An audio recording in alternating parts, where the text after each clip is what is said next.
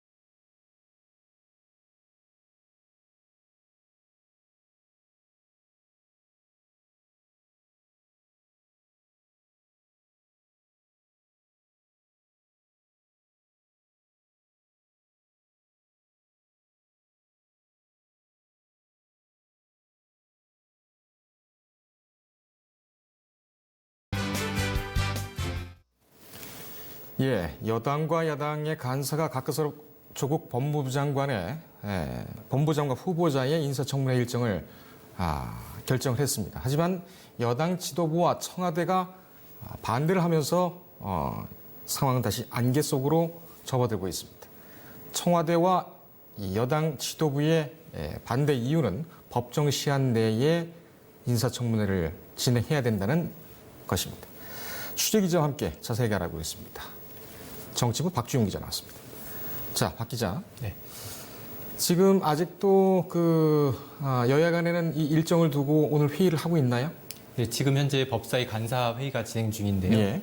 당초 법사위 간사는 어제였죠. 9월 2일과 3일 이틀간 이 조국 청문회를 개최하기로 합의를 했지만 막판 여당인 더불어민주당 원내 지도부에서 법정 시한 내에 인사청문회가 실시되지 않음을 원인으로 삼아서 반대 입장을 냈습니다. 네. 이로 인해서 지금 현재 법사위 간사단 회의가 진행 중인데요. 일각에서는 한국당에서 다시 재협상에 나설 가능성이 없지 않느냐라는 전망도 나오고 있고 민주당에서는 어떻게든 법정 시한 내에 인사청문회를 개최할 것이라는 지적이 많이 제기되고 있습니다. 정춘석 오늘 원내대변인 브리핑에 따르면요. 어제 법사위가 청문회 날짜를 잡은 것과 관련해 상당한 팽팽한 의견이 있었고 이 당 내부에서는 이틀이나 청문회를 잡은 것에 대해서 한국당, 즉 야당이 양보했음에도 불구하고 9월 3일, 그러니까 법정 시한 내 청문회 일정을 잡지 못한 것에 대한 이런 책임이 있다는 등의 질책성 의견도 나온 것으로 알려졌습니다. 그렇군요. 법사위 간사, 여당 간사 입장에서는 조금 머쓱하겠습니다. 네, 그렇죠. 가까스로 잡아서 의견을 좁혀서 갔는데 이 여당 지도부에서 반대하는 구체적인 이유가 뭡니까? 아까도 말씀드렸지만 결국 법정 시한 내 인사청문회가 개최되지 못함인데요. 국회는 인사청문 요청안이 오면 20일 안에 청문 보고서 채택 같은 청문 절차를 모두 마쳐야 합니다. 당초 지난 14일이었죠. 문 대통령이 인사청문 요청안을 국회에 제출했기 때문에 그 20일에 해당하는 날짜가 다음 달 2일입니다. 하지만 어제 법사위 간사회의에서 합의한 내용을 보면 다음 달 2일과 3일에 이틀간에 걸쳐서 청문회를 하겠다고 했거든요. 3일까지 청문회를 진행하는 것이기 때문에 민주당과 청와대 입장에서는 이 법정 시한을 벗어나는, 즉 청문회 절차를 마쳐야 될 시기인데 이때까지 청문회를 해야 하느냐라는 이런 문제 제기가 있었던 것입니다. 이 청와대에서도 아쉬움을 표했는데요. 강기정 정무수석의 경우에는 어제 SNS를 통해 3일은 대통령이 청문 보고서 송부를 재요청할 때만 법적 효력이 있는 날인데 이 대통령에게 부여될 권한을 국회가 정치적 합의로 가져간 것은 유감이라고 밝혔습니다. 그렇군요. 이틀간 청문회를 실시하는 것은 이례적이긴 합니다만 전례가 없었던 것은 아니죠. 전효숙 전 헌법재판소장 후보자도 그랬었고 다른 일부 인원도 그랬습니다. 하지만 이 장관급은 그렇지만 장관에 대해서 이틀간 청문회를 한다는 건 전례는 좀 찾아보기 힘들다. 이런 분석들이 나옵니다. 이틀간 청문회를 한다는 건 무슨 의미입니까? 앞서 말씀드린 것처럼 국무총리 같은 경우는 이틀에서 3일 정도 하고 있었고요. 지난 장관급 후보자 같은 경우에는 지금까지 총 6번의 이틀 정도 청문회를 진행하는 일정이 있었습니다. 사실상 이틀간 개최는 상당히 이례적인 것인데요. 지금까지 여당에서는 하루만 청문회를 치르자라는 주장이 우세했고 한국당 등 야당에서는 3일간 청문회를 주장했습니다. 조국 후보자에 대한 의혹이 많기 때문에 한국당 입장에서는 이런 의혹들을 모두 해소하기 위해서는 3일간의 시간이 필요하다 이런 주장인데요. 이 때문에 민주당에서도 어느 정도 고민이 있었던 것으로 보여집니다. 왜냐하면 의혹이 많은 상황에서 조국 후보자에 대한 의혹이 연달아 계속 제기되는 상황에서 여론도 안 좋아지고 있고 이러한 상황을 어느 정도 해소하고 해명하기 위한 청문회 장이 필요했던 것이죠. 그렇군요. 이 때문에 하루 동안 열리는 청문회를 하자는 고집을 좀 접고 이제는 한국당이 3일을 제시했지만 3일까지는 안 되고 이 하루와 3일 이 중간 사이에 중재점이 필요했는데 이것을 바른미래당에서 이틀 정도의 중재안을 제시했고 한국당과 민주당 이 모두를 수용하면서 이틀간의 청문회 개최라는 가닥이 잡히게 된 것입니다. 조국 후보자 측에서는 그 일정이 그렇게 결정이 된 다음에 입장을 밝혔죠. 어떤 입장이었습니까? 조 후보자 측에서는 이틀간의 청문회 일정은 어느 정도 소화할 수 있다는 입장, 그러니까 긍정적으로 평가를 했습니다. 조국 후보자 입장에서는 어떻게든 자신의 의혹을 해소할 수 있는 청문회 장이라는 무대가 필요하기 때문에 일단 청문회를 열게 되면 그 안에서 그 장 안에서 뭔가 의혹 해소 등의 해명 등을 할 수 있다고 생각하는 것 같습니다. 어제 밤에 제가 그 인사청문 준비단 측 관계자와 얘기를 했는데 겸허하게 받아들이고 모든 것을 인정하고 성실하게 인사청문회에 임하겠다. 물론 어떻게 보면 원론적인 얘기긴 하지만 준비를 지금 일단은 한 고비는 넘겼다고 생각하는 모양입니다. 하지만 지금 상황을 보게 되면 여당과 청와대는 이걸 반대를 하고 있고 이렇게 되면 오히려 여당과 청와대가 조 후보자에 대한 인사청문회를 거부하는 그런 양상으로 간다는 것이죠. 그렇게 되면은 이 자유한국당을 주체로 해서 야당 쪽에서 머리를 상당히 잘 썼다 이렇게도 볼 수가 있는데 현장에서는 어떻게 느끼고 있습니까? 일단은 여당 쪽 입장에서는 어떻게든 청와대를 통한 조 후보자 해명이 필요한 상황이기 때문에 이전에 보면 지난해 12월 말이었죠. 당시에 운영위에서 조국 후보자, 당시에 조국 민정수석이 직접 운영위에 참석해서 한국당 의원들과 운영위에서 한판 공방을 벌인 바가 있습니다. 당시 언론에서는 당시 운영위 활동 상황에 대해서 한국당의 완패다 이런 평가를 내리기도 했는데요. 청와대와 여당에서는 이런 조국 후보자의 실제 청문회 장에 나갔을 때 이런 야당을 향해서 발언이나 이런 것을 통해서 어느 정도 지난해 말 운영위 공방 때처럼 충분히 의혹 해명이나 이런 것을 여론을 통해 해소할 수 있다고 생각하는 것 같습니다. 그렇군요. 지금 이런 가운데 지금 서울중앙지검 특수 2부에서는 서울대와 그리고 부산의학전문대 등 조국 후보자의 딸 입시 특혜 의혹에 대해서 강제 수사를 착수했습니다.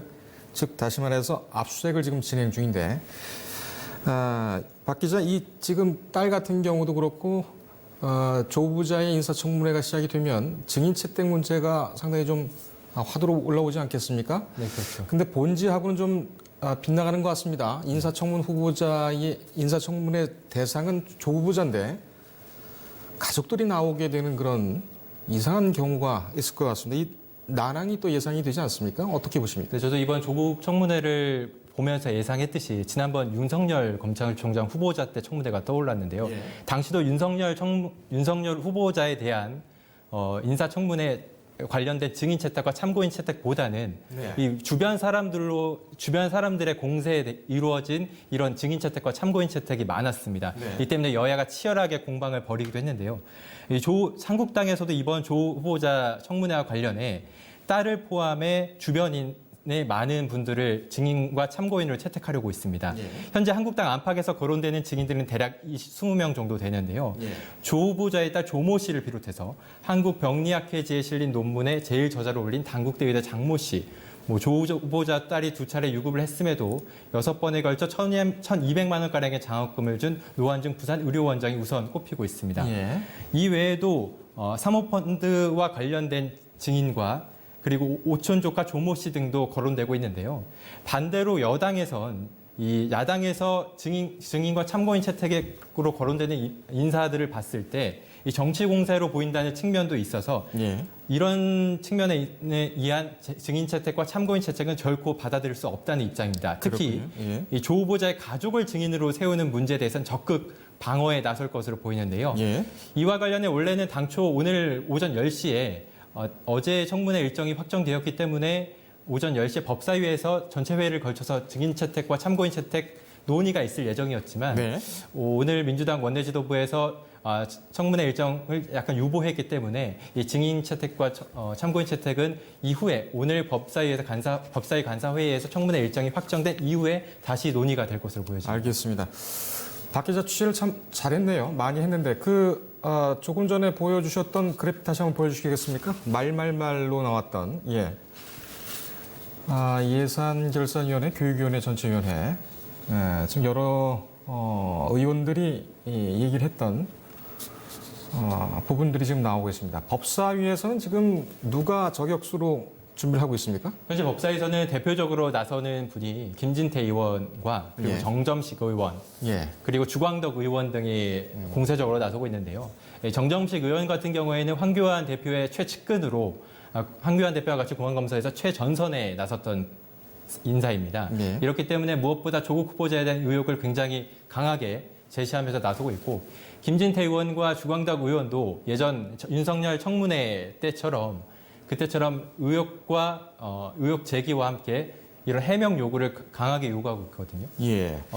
한국당 조국 청문회 특위 대책 TF에서도 활동을 하고 있지만 네.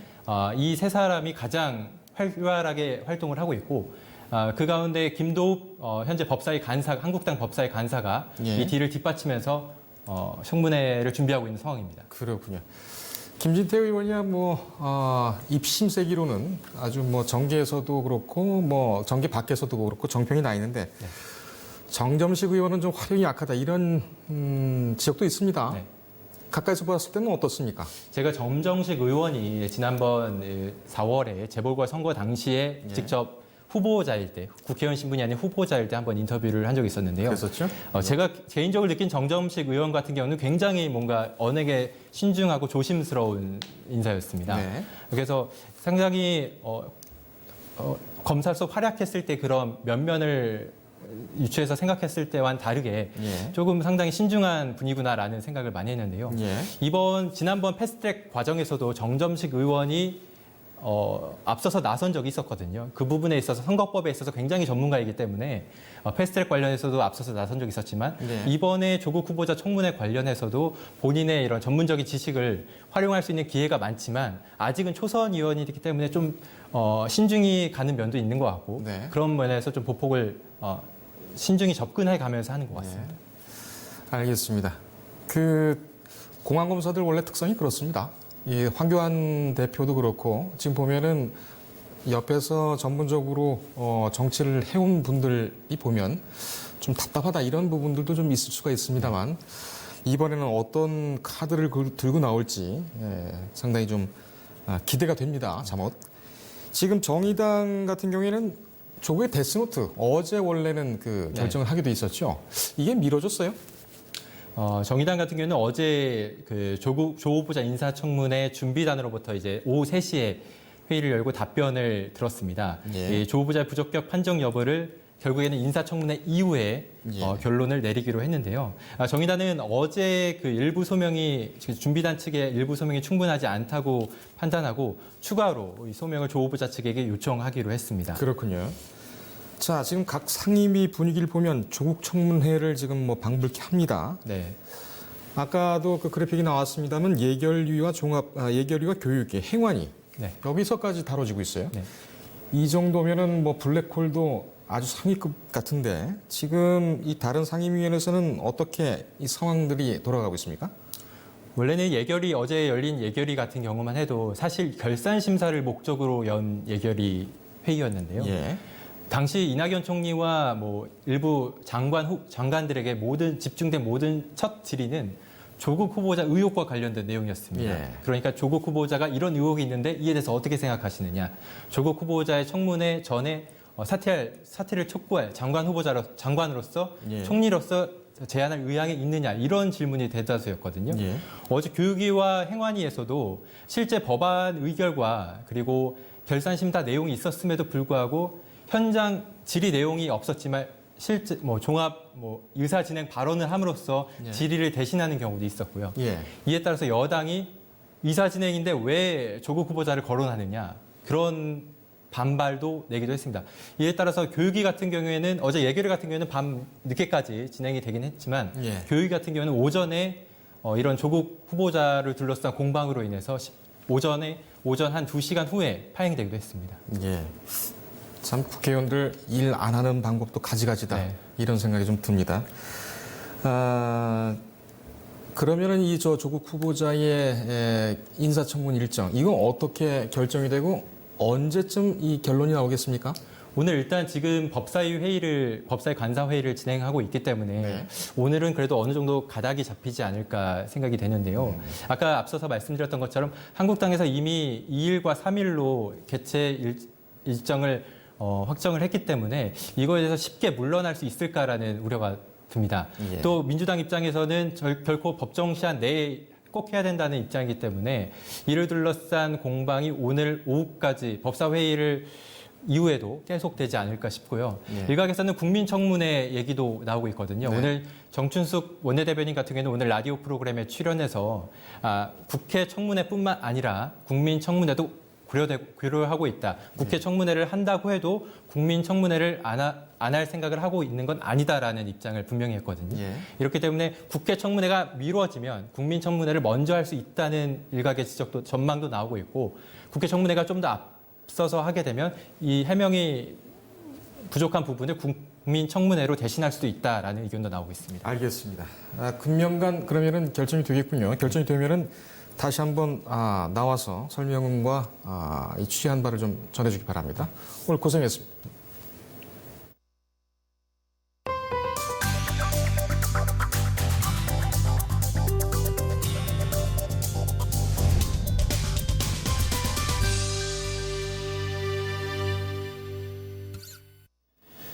예, 다음 달 2일 8자리 자동차 번호판 제도가 시행이 됩니다. 하지만 이 주차장 등 시설물 절반에서 상당 부분은 차량 번호 인식 카메라를 바꾸지 않아서 시행 초기에 상당한 혼란이 우려되고 있습니다.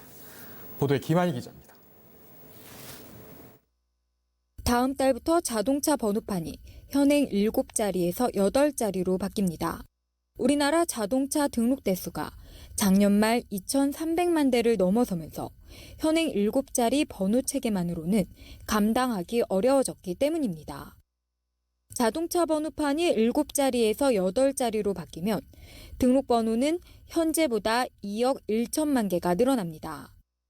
새로 도입되는 번호판에는 앞자리 숫자가 하나 추가됩니다. 현재 52가 3108이었다면 다음 주부터는 123가 4568로 바뀌는 시기입니다.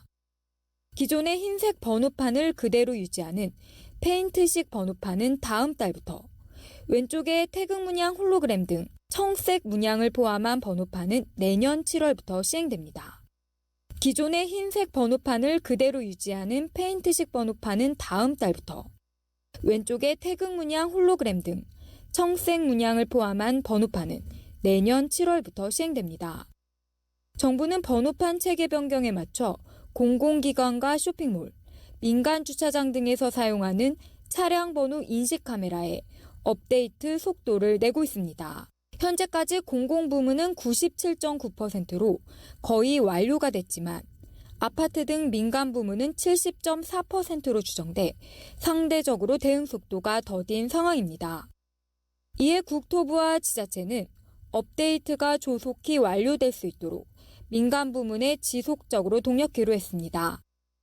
업데이트가 완료될 때까지 인력 배치와 개폐기 수동 조작 등 해당 시설물별로 자체 관리 방안도 강구한다는 계획입니다. 다음 달부터 8자리 신규 번호판을 부착할 차량이 원활히 출입이 가능하기 위해서는 시설관리 주체의 자발적인 참여가 절실할 것으로 보입니다. 뉴스토마토 김한입니다. 일본의 경제 침략과 조국 법무부 장관 후보자의 인사청문회 문제 때문에 잊혀진 사건이 있었죠. 바로 삼성바이오로직스의 분식회계 사건입니다. 어제 첫 공판이 시작됐습니다.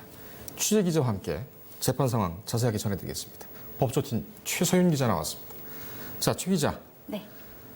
어제가 재판이었죠? 공판 준비 기일이 끝나고 어제 첫 공판이었습니까? 제가 이거 정정을 좀 드리겠습니다. 원래는 재판부 같은 경우에는 좀 절차 진행을 서두르고 싶어 하는 그런 의사를 보이긴 했는데요. 사실은 삼성 측 변호인단에서 뭐 수사 기록이 많다 이런 얘기가 있었고 또 검찰 같은 경우에도 사실은 이게 조금 더 많은 피고인들을 기소를 하려고 추가 수사를 진전을 시키려던 그런 생각이 있었어서 재판이 조금씩 늦어졌습니다. 예, 그래도 사실은 어제 진행을 한 게 결국에는 3회 공판 준비 기일이었고요. 네. 그리고 내달 6일에 9월 6일 금요일에 다시 한번 한 차례 더 공판 준비 기일을 진행을 하기로 했는데 이제 그 뒤에 아마도 첫 정식 재판을 열 수 있지 않을까 생각을 하고 있습니다. 그렇군요. 어제가 첫 공판 기일. 네. 공판 기일이 예정이 되어 있었는데 좀 늦어졌군요. 그 예정이 된 건 아니고요. 예정이 된 건 아니었고. 그러니까 아무래도 봤을 때 원래는 이제 공판 준비 기일 같은 경우에는 뭐 주로 피고인이 따로 출석 의무는 없고 변호인이 네. 출석해서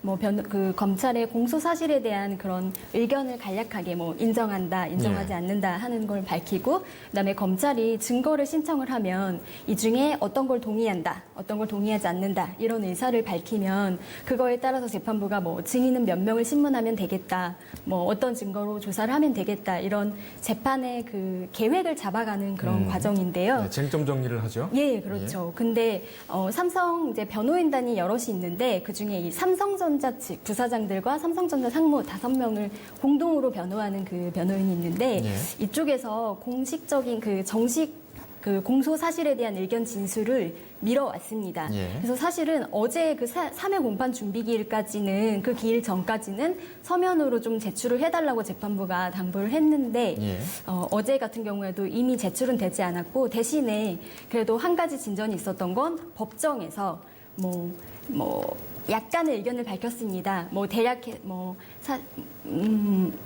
뭐 단어 몇 개를 삭제한 거, 뭐 서류를 예. 삭제한 이런 뭔가 서류를 삭제하고 자료를 삭제했다는 그런 사실관계에 대해서는 인정을 하되 예. 대신에 삼성 측은 이 분식회계 자체를 어떻게 보면 부인을 하고 있기 때문에 예. 분식회계를 위한 증거를 인멸한 건 아니다. 예. 범행의 의도는 없었다는 그런 예. 취지로 부인을 하는 의견을 간략하게 밝혔고요. 네. 아마 다음 이제 공판 준비 기일에서 정식 의견이 나올 것 같습니다. 예, 알겠습니다. 예.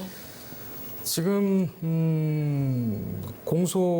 기소가 된 공소 제기가 된 주요 혐의는 물론 이제 이 사건 전체는 분식회계 사건, 회계 사건이긴 합니다만 지금 8명이 그 기소가 된 사건은 증거인멸이죠. 예, 이 혐의에 대해서 어떤 혐의인지 간략하게 좀 정리를 좀 해주시죠. 예, 일단 사건은 총 5개로 진행이 돼 왔고요. 네. 사실은 5개로 따로도 혹은 병행으로도 진행이 돼 오다가 예. 어제 재판부가 병합 결정을 내렸고요. 아, 그랬군요. 예, 이 5개 사건인데 피고인은 총 8명입니다. 예. 근데 이제 쉽게 분류를 하시면 일단 바이오에피스 지금 바이오에피스. 먼저 구속 기소가 됐고요. 예. 바이오에피스 임원 임직원, 상무급, 부장급 이렇게 임직원이 있고 예. 그다음에 바이오로직스 같은 경우에는 대리급의 아주 실무 직원입니다. 예. 보안 담당 대리인데 아마 몇 달 전에 그 보도에서 보시면 그 검찰이 뭐 바이오로직스 공장 바닥을 뜯어서 공용 예. 서버를 찾아냈다. 예. 뭐 집에다 서버를 은닉했다. 이런 보도를 아마 기억을 하실 겁니다. 예. 그 당시에 구속영장이 청구됐던 그랬군요. 그 직원이 이제 그대로 구속 상태로 재판에 넘겨진 거고요. 예.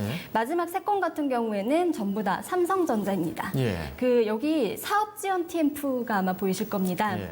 이 사업지원 TF는 사실 그 우리 국정농단 사건 때 가장 유명해졌던 그 삼성 그룹을 전체를 총괄하는 컨트롤 타워의 역할하는 미래전략실의 예. 약간 후신급으로 검찰이 보고 있는데 예. 결국에는 이렇게 삼성전자 사업지원 TF 상무, 사업지원 TF 부사장, 그리고 옆에 보면 박모 인사팀 부사장 같은 경우에도 예. 사실 부사장 승진하기 전까지 사업지원 TF에서 일을 해왔습니다. 예. 그렇기 때문에 어떻게 보면 이 증거인멸 전체에 그 그룹을 총괄하는 컨트롤 타워의 지시가 있었다. 네. 이런 의구심을 가지면서 수사를 해 나가기 때문에 예. 이 삼성전자에서는 사업지원 TF 쪽 임원들 중심으로 해서 예.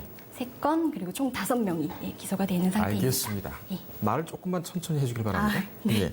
지금 이 정점에는 이재용 삼성전자 부회장이 있다. 이런 얘기는 수사 초기부터 시작이 됐습니다. 네. 회계 사기, 분식 회계 정도는 그렇다 하더라도 이 검찰 수사가 증거인멸에서 상당한 소득을 얻으면서 성과를 얻으면서 이 부회장에 대한 재소환과 상당히 좀 강한 처벌 이런 것까지 좀 예상이 됐었는데 지금은 뭐 상황도 그렇고 검찰에서는 지금 이 부회장에 대한 소환 내지는 혐의 이걸 어떻게 판단하고 있습니까? 제가 사실 재판에서도 검찰 같은 경우에는 뭐 어제도 그런 얘기까지는 했습니다. 금감원에서 밝힌 것 이상의 거를 좀 더 예. 금감원에서 밝혀진 것 이상을 밝혀보려고 한다.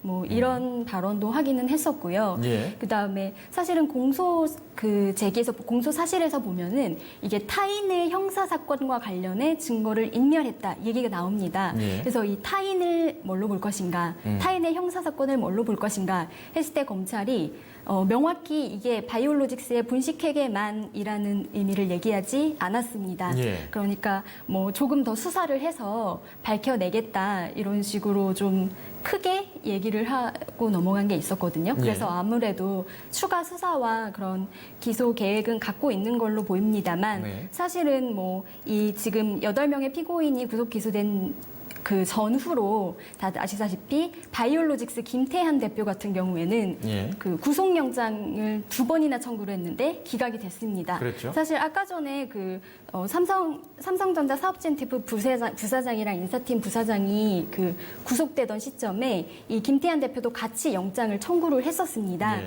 그런데 이 증거인멸 혐의에서 김태한 대표만 다툼의 여지가 있다면서 구속영장이 기각이 됐고요. 네. 그 다음에 지난달에는 아예 본안 사건으로 분식회계 혐의로 영장을 또 한 번 청구를 했는데 네. 이것마저도 다툼의 여지가 있다면서 기각이 된 상태입니다. 그렇기 때문에 윗선으로 향하는 수사가 막 이제 물살을 타다가 잠시 소강 상태에 접어들었다고 보실 수 있습니다. 그렇군요. 예. 법원에서는 조금 그 템포를 좀 낮춰가자 이런 사인을 보내고 있는 것 같기도 합니다. 하지만은 그 구속영장에 대한 그 판단이 본안 판단이 아니기 때문에 본안 재판으로 가게 되면 얼마든지 결과가 또 바뀔 수가 있죠. 어제하고 뭐 그전까지 계속 그 공판을 지켜봐왔고 또 그전에 수사 상황도 계속 봐왔기 때문에 우리 최 기자는 지금 변호인단에서 가장 강하게 주장하고 있는 검찰의 주장에 대해서 반박하고 있는 근거나 또는 그 주장의 요지는 뭡니까? 예, 일단 어제 같은 경우에는 변호인단이 이제 삼성전자 그 임원들을 그 대리하는 변호인 같은 경우도 간략하게 입장을 밝힌 거에 의하면 공통적으로 뭐 자료를 뭐 삭제했다. 우리 뭐 얼마 전에 보도가 됐던 뭐 미전실, 뭐 JY 이런 예. 단어가 이재용 부회장을 뜻하는 JY 뭐 이런 경영승계 이런 단어들이 들어가는 걸 검색해서 관련된 메일을 삭제했다 이런 보도들이 나왔었잖아요. 그런 것처럼 뭔가의 자료 삭제나 뭐 컴퓨터 포맷이나 하드디스크 포맷이나 이런 일들이 이뤄진 그 사실관계 자체는 인정을 한다고 했습니다. 예. 대체로 인정을 하고 다투지 않는다고 했는데 이제 변호인단이 이번에 공통으로 주장을 한 것 같은 경우에는 이 증거인멸의 전제가 되는 행위, 즉 분식회계에 대해서 우리가 다투고 있기 때문에 예. 뭐 결국에는 나중에 분식회계가 사실은 아직 기소도 되지 않았고 예. 유무죄 판단이 나지 않았기 때문에 분식회계 판단도 나지 않은 상태에서 뭐 양형을 많이 받게 되면 예. 뭐 나중에 분식회계가 무죄로 밝혀졌을 때 우리는 무죄를 주장하는데 무죄로 밝혀졌을 때 그럼 범행도 아닌 것을 위한 그 증거를 인멸했다는 혐의로 처벌을 받게 되는 건데 그 부분에 대한 좀 문제를 제기를 했습니다. 그래서 이 증거인멸 법정에서도 잠시만요. 예. 지금 그래픽 다시 한번 띄워주시겠습니까? 삼성 측에 지금 분식회계는 기소를 안 하고 있는데 나중에 그게 문제가 안 되면 피고인들은 죄도 되지 않은 증거를 인멸했다는 이유로 많은 양형을 선고받으면 납득할 수 없는 결과가 될 것이다. 이것이 삼성 측 변호인단, 삼성전자 측의 부사장들의 주장이고 예. 삼성 바이오에피스, 삼성 바이오로직스의 계열사죠? 네. 분식회계가 바이오로직스도 만약 유죄 성립이 안 되면 최소한 양형에는 영향이 있지 않을까 생각한다. 삼성 바이오에피스 측에서는 약간 톤을 좀 낮췄습니다만 결국은 같은 주장을 하고 있군요. 예, 같은 그러니까는 주장입니다. 분식회계가 먼저 이 범죄가 되느냐 안 되느냐 이것에 따라서 그 지금 증거인멸 사실 자체는 인정을 한다고 하는데 이게 증거인멸이냐, 그러니까 형법상의 죄가 되는 증거인멸이냐 아니냐 이것에 대해서 전제되는 사실이 분식회계고 그것에 먼저 다퉈야 된다. 네. 상당히 머리를 좀 잘 쓰고 있다 그런 생각도 듭니다. 예, 그렇죠. 검찰에서는 상당히 자신감을 보였었는데요. 예. 근데 뭐 아무래도 검찰에서 분식회계인 본안 혐의로 기소를 하지 못한 상태에서 증거인멸로 먼저 기소를 했기 때문에 이런 주장이 나온 것 같은데요. 네. 그래서 어제 이제 그러면 이 증거인멸 법정에서도 그 일부 분식회계에 대한 유무죄에 관련한 심리를 좀 진행을 해야 될까 하는 공방이 좀 벌어졌습니다. 예. 근데 검찰 같은 경우는 여기서 어떤 주장을 했냐면 네. 뭐 수사 중인 사건 혹은 수사할 가능성이 있는 사건에 대한 증거를 인멸했다는 것만으로도 예. 이 증거인멸죄가 성립을 할 수 있기 때문에 굳이 이 법정에서 다툴 필요가 없다. 아하. 예, 이걸 심리할 필요가 없다는 예. 주장을 펼쳤고요. 예. 변호인단 같은 경우에는 방금 보신 것처럼 아니다. 이걸 판단을 해야 된다. 왜냐하면 양형에 아무래도 영향을 미칠 수 있기 때문에 예, 그런 주장을 한 것 같습니다. 알겠습니다. 예. 취재를 참 꼼꼼하게 잘 했군요. 지금은 전초전인데도 이 정도 열기가 달아오르고 있는데 본안 재판이 본격적으로 시작되면은 상당히 여러 쟁점으로 좀 시끄러울 그럴 가능성이 많군요. 오늘 이번 주에는 좀 그 법조의 주요한 사건이 하나 있죠. 29일 날 국정농단 사건에 대한 재판이 29일 날 오후 2시죠. 네. 오후 2시에 또 있는데 29일과 30일에는 그 국정농단 박근혜 전 대통령과 최순실 그리고 이재용 삼성전자 부회장에 대한 대법원 선고 결과를 두고 뉴스 분석에서 자세하게 분석을 해드리겠습니다. 최 기자 오늘 수고 많았습니다.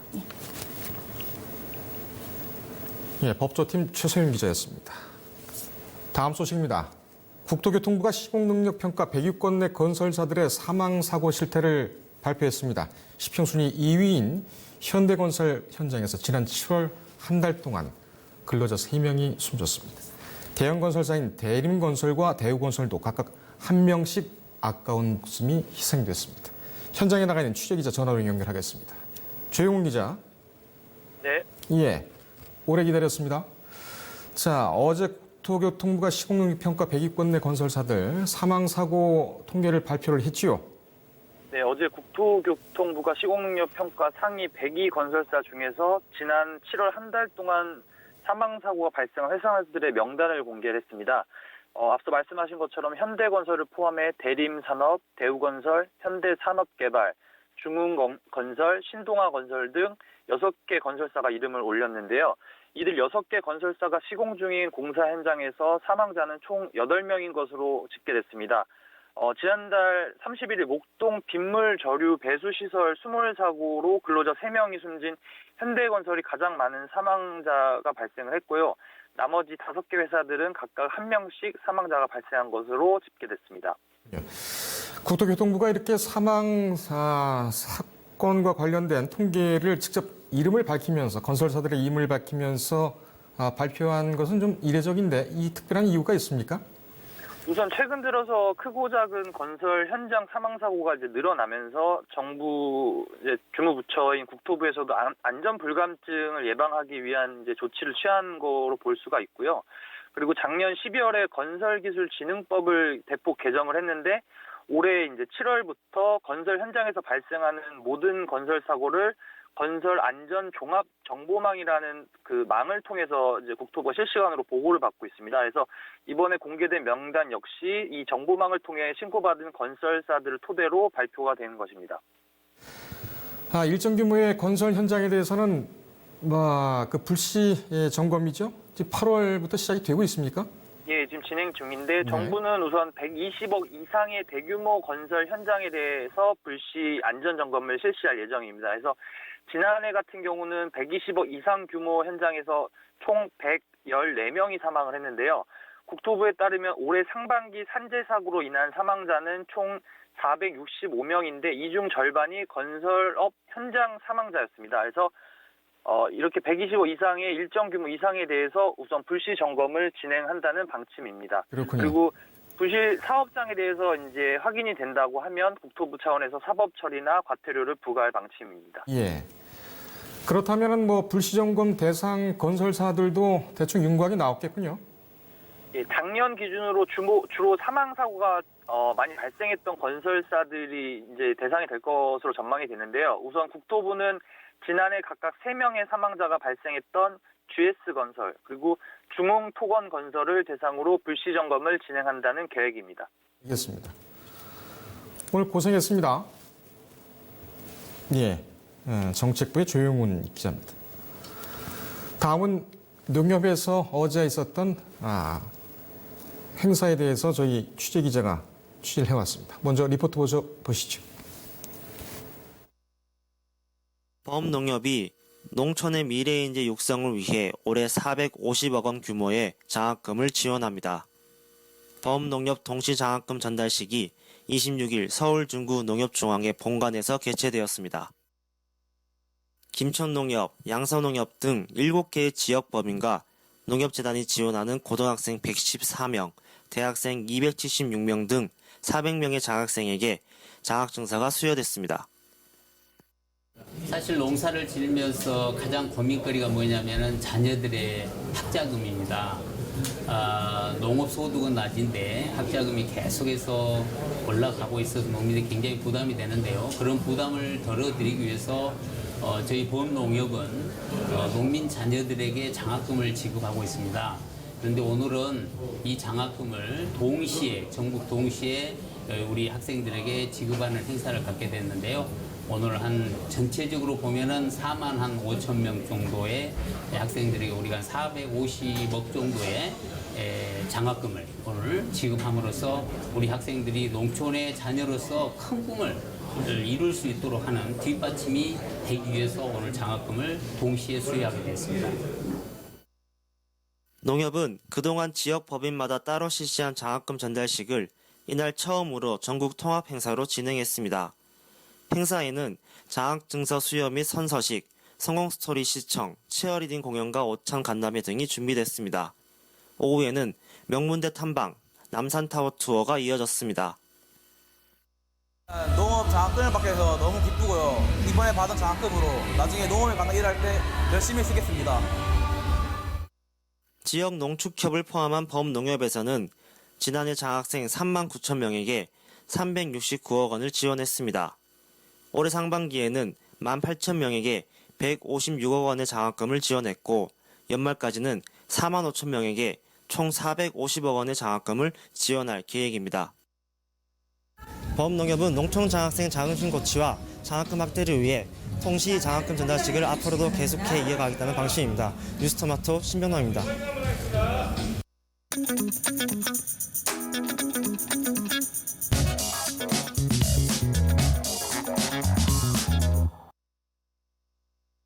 예, 독이 되는 금융, 약이 되는 금융, 조성목 원장의 머니클리닉 시간입니다. 오늘도 조성목 서민금융연구원장 나오셨습니다. 안녕하십니까? 예, 안녕하십니까? 예. 우리 원장님께서도 그 학창 시절에 장학금을 받으셨죠? 예, 받았습니다. 예. 한참 뜸을 들이다가 말씀하십니까? 고등학교 때 예. 기업체 장학금을 기업체에서. 받고 다녔고요. 그렇군요. 그때 당시에 지금 그 원장님께서 고향, 그러니까 고등학교를 나오신 곳이 이 농촌이었습니까? 충남 강경입니다. 강경상업고등학교 그러시군요. 나왔습니다. 그러시군요. 예. 지금 뭐 방금 이 앞에 그 농협에 400명 정도의 그 농민들 자녀들의 장학금을 지급했다 이런 부분인데 다른 데는 모르더라도 특히 이 돈을 만지는 그 기관인 금융기관 특히 뭐 농협 같은 경우도 지금 뭐 계속 하고 있습니다만 노블리스 오블리제의 입장에서는 차원에서는 좀 더 장려가 되어야 되지 않을까 그 불우 학생들에 대한 장학 사업이 그런 생각이 좀 듭니다. 어떠신가요? 과거하고 비교해 볼 때? 그렇습니다. 지금 뭐 많은 기관에서 이제 확대는 시켜가고 있지만 예. 상당히 좀 부족한 실정이죠. 네. 근데 사실 그 공부를 하고 싶은데 네. 보면 학자금 대출로 인해서 사회에 나와서도 10년, 20년씩 고생하는 학생들이 많거든요. 그렇습니다. 그런 분들을 좀 그 금융기관도 이제 어떻든 공적인 그런 그 기관이기 때문에 예. 그런 학생들을 많이 도와가지고 예. 사회가 건전하고 밝게 예. 이렇게 됐으면 좋겠습니다. 예. 제가 왜 전 순서였던 리포터가 지금 이 원장님의 머니클리닉을 있는가 하면 오늘의 주제가 바로 서민들의 금리 부담 줄이기 이 테마가 아니겠습니까? 예, 그렇습니다. 저도 뭐 그 시골 출신, 지방 출신이긴 하지만 가장 부모님들 등골을 휘게 하는 것은 역시 이 금리 대출, 그러니까 장학금도 그렇지만 이 서민들이 쓰는 돈 중에 장학금, 그러니까는 학비 부담 그리고 뭐 다른 것도 있겠습니다만은 이 서민들이 이 가장 그 금리 부담을 느끼게 되는 그런 부분이 바로 이 학자금 마련 이쪽이 아닌가 이렇게 또 생각이 됩니다. 그래서 한번 연결을 좀 해봤습니다. 서민 안심 대출이라는 것이 9월에 새로 생깁니까? 예, 그렇습니다. 그게 이제 요즘에 이제 보면 그 예. 중국, 미국 간의 이제 무역 분쟁이라든가 뭐 경기 침체 우려 등으로 인해서 금리의 절대적인 수준이 옛날보다 비해서 많이 낮습니다. 네. 그러다 거기에다가 이제 그 기간이 길면 금리가 이제 높은 게 정상이거든요. 예. 근데 역전이 돼가지고 예. 그 단기 변동금리 대출이 더 낮은 그런 현상을 보이고 있습니다. 네. 우리 같은 경우도 이제 지난 4월부터 그런 현상이 지금 일어나고 있는데요. 예. 이러다 보니까 이제 그 단기 금리가 장기 금리가 더 많이 이제 장기 금리가 더 많이 하락하면서 예. 변동금리 대출보다는 이 장기 고정금리의 대출 금리가 낮아진 그 상황, 그 금리 역전 상황이다 보니까 예. 고정금리로 전환을 하려는 그 수요가 많이 늘고 있습니다. 네. 그런데 사실 막상 하려고 그러면 대환 대출이라는 게 새로 받으면 더 강화된 소위 LTV 이제 규제를 받아야 되고 예. 그러다 보니까 이제 사실은 그 받기가 좀 힘듭니다. 특히 그 제2금융권 같은 경우는 이제 다중채무 여러 군데 빚을 쓰지 않습니까? 예. 거기에다가 이제 불안 상환에 대한 이제 부담이 크고 그래서 이제 고정금리로 전환이 쉽지가 않은 상황에서 네. 지난 7월 23일부터 이제 금융위가 그 주택 금융 개선 TF를 운영하고 금융권 협의를 거쳐가지고 변동금리라든가 아니면 준 고정금리 주택담보대출을 보유한 네. 그 주택 실소유주에 대해서 네. 대환용 서민형 안심 전환 대출을 이제 출시하게 됐습니다. 예. 이것은 뭐 신규로 돈이 나가는 건 아니고요. 지금 말씀하셨지만 그 서민들의 부담을 좀 줄여주자. 예. 그리고 고정된 금리를 적용함으로써 앞으로 금리가 오르더라도 거기에 대비할 수 있게끔 보다 안정된 삶을 갖도록 해드리자 하는 취지에서 만든 것으로 알고 있습니다. 그렇군요. 이 전환할 수 있는 대출 종류나 이 소득 수준은 어떻게 정해졌습니까? 그는 이제 서민형 그 안심 전환 대출이 7월 23일 날 공개가 됐습니다. 예. 그 이전에 취급한 그 변동금리 대출이나 네. 준 고정형 그 대출입니다. 여기서 준 고정형이라 하면은 고정금리로 이제 나갔다가 나중에 변동금리로 전환되는 대출 또는 뭐 고정금리인데 일정 기간 고정금리 갔다가 다시 고정금리가 계속 바뀌는 대출 이런 것들이 이제 준고정입니다. 그래서 처음 대출 받고 나서 끝까지 30년 동안 일정 금리로 고정화된 대출은 제외가 되고요. 나머지는 이제 그 해당이 된다고 보시면 되고요. 소득은 이제 부부 합산 소득 해가지고 8,500만 원 이하인 그 1주택자나 아니면 신혼부부 또는 2자녀 이상 그 가진 가구에 대해서는 부부 합산 소득 1억 원을 적용해서 대출을 해주게 되고요. 만약 이거를 이제 대출을 받고 나서 뭐 최근에 좀 부당하게 대출 받아갖고 문제가 되는 사례가 있던데 대출 실행 후에 보유 주택 수를 점검을 해가지고 보유 주택이 뭐 예를 들어서 2가구가 됐다 뭐 이럴 경우에는 처분 요구를 해서 1년 동안 시간을 주고 처분을 하도록 하고요. 그 미이행 시에는 이제 기한이익을 상실시키도록 돼 있습니다. 그래서 이거는 지금 주택 가격 9억 원 이하 시가 기준으로 9억 원 이하 주택을 대상으로 하고 있습니다. 이 지금 말씀 들어보니까는 서민형 안심 전환 대출 이거 굉장히 그 유용하게 쓰일 수 있는 그런 부분이네요. 특히 이제 알뜰한 분들 같은 경우에는 변동금리로서 오게 되는 그런 불이의 피해 같은 것도 사전에 좀 예방을 할 수가 있고 그런 좀 좋은 점이 있는 것 같습니다. 이 총 공급 규모가 어느 정도로 지금 책정이 되어 있습니까?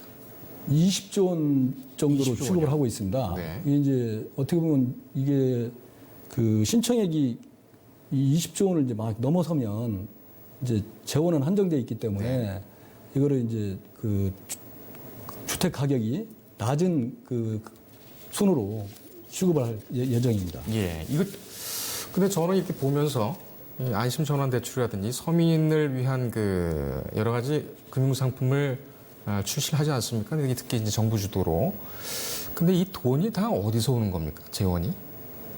재원이 이제 주로 그 주택금융공사라든가 이런 데서 나오는 거고요. 뭐 국고에서 부담하고 이런 거는 국고에서도? 사실 없습니다. 그래서 이게 지금 전에도 저번 시간에 말씀드렸지만 그 국민행복기금 예를 들어서 금융회사들이 부실채권을 매각을 통해서 남은 거를 이제 기부받아가지고 만든 국민행복기금이라든가 주택금융공사라든가 이런 데서 나오는 거고요.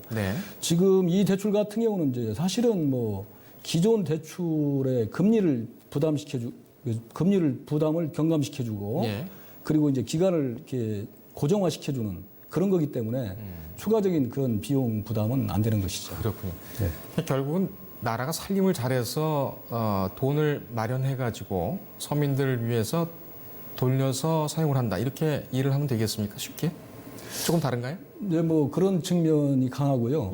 지금 전에도 이제 제가 뭐 햇살론 세븐틴이라든가 아니면 뭐 추심 없는 채무 조정 뭐 이런 것들이 다 지금 이제 엊그제도 한국은행 발표했지만 가계부채가 뭐 증가율이 이제 상당히 둔화되긴 했습니다만 아직도 가계부채가 심각하거든요. 그래서 지금 금융위에서 내놓는 이런 대책들은 신규 그 공급보다는 기존 채무자들의 부담을 줄여주는 방향으로 이런 정책을 펴고 있습니다. 상당히 바람직한 정책이고요. 근데 이제 제가 오기 전에 한번 그 이 기사에 대해서 검색을 해봤어요. 저는 이제 주로 그 댓글들을 많이 보거든요. 보는 시각에 따라 많이 다를 수가 있어요. 그렇군요. 예를 들어서 이거 같은 경우는 왜 변동금리 대출 받은 사람만 혜택을 주냐. 나는 옛날에 그 고정금리로 받았는데 나도 좀 깎아주세요. 막 이런 부탁이 또 있어요. 그런데 청와대 게시판까지 올라가 있더라고요. 근데 이제 물론 재원이 많아서 모든 분들한테 다 혜택을 주면 더할 나위 없이 바람직하겠지만 재원은 한정돼 있고요. 그리고 이제 이 목적이 그 주택담보대출의 구조 개선에 두고 있습니다. 예를 들어서 금리가 어떻게 될지 모르지 않습니까? 그렇습니다. 출렁출렁 하는데 결국은 변동금리 대출이 워낙 많다 보니까 나중에 금리 인상이 됐을 때는 정부에서는 엄청난 부담으로 작용하거든요. 그래서 이제 주택담보대출의 구조 개선을 위하고 서민들의 부담을 절감시켜주자 이런 차원에서 한 거고요. 이제 그 댓글 보니까 좀 오해를 하고 있는 부분이 있는 것 같은데 뭐 기존의 보금자리 대출을 고정 그 금리로 받았다. 그러면 나는 대출 그 전환이 안 되냐? 그게 아니거든요. 지금 그 시장 금리로 해서 그 전환이 됩니다. 제가 이제 오기 전에 그 주택금융공사에 확인해 보니까 9월 금리가 이제 2.0에서 2.4% 정도 됩니다. 예. 그러면 이제 금리 차이도 그렇게 크지 않을 뿐더러 실제 그 전환이 되거든요. 예. 그래서 물론 100%다 만족시켜드리지 못하면 뭐 좀 아쉬운 점이 있습니다만 예. 지금 현재도 대환이 가능하다. 이런 부분을 이해하시고 예. 예를 들어서 딴 금융기관을 바꾸려면 이제 중도 상환 수수료 부담은 물론 있습니다만 예. 그걸 부담하고도 내가 10년에서 30년까지 갚았을 때 금리 뭐 금전적으로 이득이 된다. 그러면 뭐 갈아탈 수가 있다는 걸 이해하시면 되겠습니다. 알겠습니다. 정작 중요한 것은 그런 채무자들이 안 생기게 정책을 잘 펴야 될 텐데 그것이 좀 어려워서 참 문제입니다. 예. 물론 그렇습니다. 뭐 알겠습니다. 100% 만족하는 정책이라는 건 있을 수 없으니까. 그렇군요. 자, 이 지금 서민전환대출은 언제 어디에 이 신청을 할 수가 있습니까? 이게 이제 9월 16일 추석 끝나고 바로 이제 신청을 받기 시작했고요. 2주 동안 받습니다. 신청을 받는데 주택금융공사 홈페이지나 금융은행에 창구에서 접수를 받습니다. 예. 주택금융공사 홈페이지나 은행 창구에서.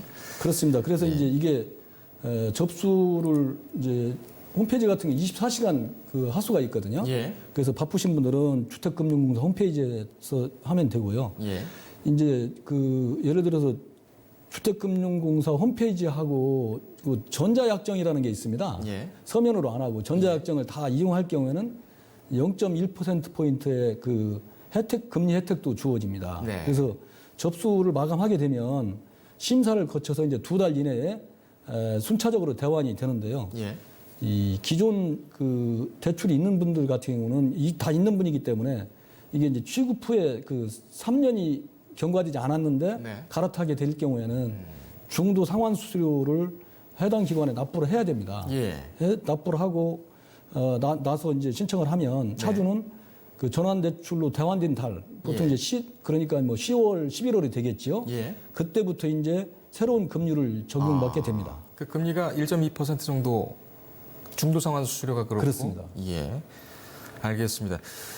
이거 말고 더 나은 보금자리론이라는 것도 나온다는 소식이 있습니다.